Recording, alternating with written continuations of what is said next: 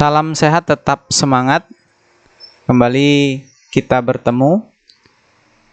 Video kali ini kita akan membahas IPA atau Ilmu Pengetahuan Alam kelas 7. Kita akan membahas tentang kisi-kisi penilaian bab 1 IPA kelas 7 SMP. Nah, supaya kalian lebih terarah belajarnya untuk menghadapi penilaian atau ulangan bab 1. Yang pertama, kisi-kisinya disajikan pernyataan tentang keterampilan yang harus dikuasai dalam IPA atau keterampilan yang harus dikuasai dalam penyelidikan IPA. Siswa mampu menentukan, jadi kalian dituntut untuk mampu menentukan tahapan keterampilan yang harus dikuasai dalam IPA dengan benar. Itu yang pertama. Yang kedua, disajikan contoh tentang sikap ilmiah. Jadi nanti ada contoh sikap ilmiah. Nah, siswa mampu menganalisis sikap ilmiah tersebut dengan benar. Jadi nanti kalian mampu menganalisis sikap ilmiah tersebut dengan benar. Yang ketiga, disajikan data tentang satuan panjang. Jadi nanti ada data atau disajikan data tentang satuan panjang. Siswa mampu mengkonversi satuan panjang ke satuan panjang yang lain dengan benar. Jadi kalian bisa mengkonversi atau mengubah dari satuan panjang yang satu ke satuan panjang yang lain. Misalnya dari sentimeter ke kilometer, dari kilometer ke milimeter, atau dari satuan cahaya ke kilometer, atau sebaliknya dari kilometer ke satuan cahaya. Nah, itu yang harus kalian pelajari, cara mengkonversi satuan panjang. Yang keempat, itu disajikan pernyataan tentang alat ukur, ya. Jadi nanti disajikan tentang alat ukur baku, ya, dan tidak baku, ya. Jadi ada satuan baku atau tidak baku.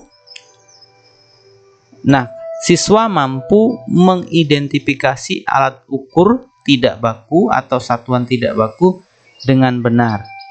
Nah, itu untuk yang keempat. Jadi tentang alat ukur baku atau tidak baku, atau tentang satuan baku atau satuan tidak baku.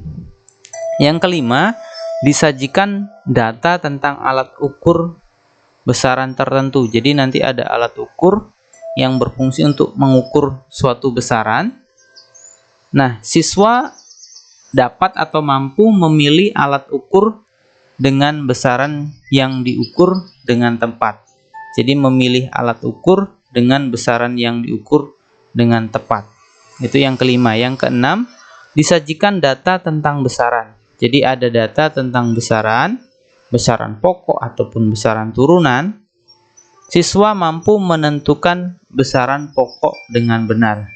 Nah, jadi kalian pelajari data tentang besaran pokok. Bisa satuannya, bisa alat ukurnya, dan bisa nama internasionalnya. Yang ketujuh, disajikan data tentang satuan pada besaran. Jadi ada data satuan pada besaran tertentu, ya. Nah, siswa mampu menentukan besaran dan satuannya dengan benar. Jadi besaran dan satuannya dengan benar. Jadi selain menghafalkan besaran pokok dan besaran turunan, kalian juga harus memahami satuan-satuan dari besaran pokok dan besaran turunan tersebut. Yang ke-8, disajikan pernyataan tentang manfaat belajar IPA. Jadi ada pernyataan tentang manfaat belajar IPA. Siswa mampu menunjukkan, ya, manfaat belajar IPA dengan benar. Jadi kalian dituntut untuk mampu menunjukkan manfaat belajar IPA dengan benar. Jadi untuk apa belajar IPA, itu kalian harus mampu menunjukkannya dengan benar. 9, disajikan pernyataan tentang cabang ilmu IPA. Nah, ini membahas tentang cabang-cabang ilmu IPA. Siswa mampu menentukan cabang ilmu IPA dengan tepat. Nah, jadi nanti disajikan penjelasan tentang cabang ilmu IPA. Siswa mampu menentukan cabang ilmu IPA dengan tepat sesuai dengan pernyataan yang diberikan. 10. Disajikan pernyataan atau data tentang satuan. Jadi ini ada data tentang satuan. Siswa mampu menentukan satuan baku atau satuan tidak baku dengan benar. Nah, ini tentang satuan baku dan satuan tidak baku. Jadi kalian nanti disajikan data tentang satuan. Kalian tinggal menentukan mana yang satuan baku dan mana yang tidak baku.